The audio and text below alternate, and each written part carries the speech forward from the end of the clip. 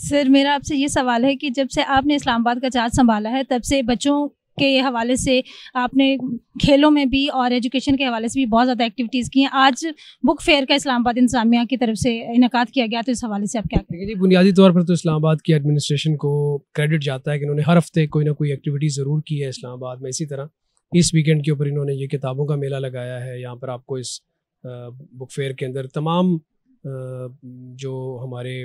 Literatures हैं उनके ऊपर आपको किताब मिलती है, बच्चों के लिए, बड़ों के लिए, हिस्ट्री पे, फ़िक्शन पे, मज़हब पे, मुख्तलिफ़ जो सब्जेक्ट्स हैं, कंटेम्प्रेरी सब्जेक्ट्स हैं, उनके ऊपर यहाँ पर आपको, इवन रिसर्च के ऊपर भी आपको यहाँ पर किताब मिलेगी। और अच्छी बात यह है कि ये तमाम जो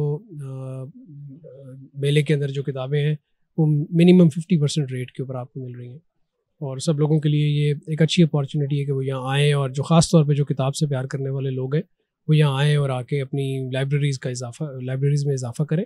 और यहाँ हौसला अफजाई करें पब्लिशर्स की भी, जो लोग किताब लिखते हैं उनकी भी, और जो ऑब्वियसली इस पेशे से मुंसलिक है उनकी भी, और ख़ुद भी आके अपने शौक़ को जो है वो यहाँ पर बढ़ाएँ।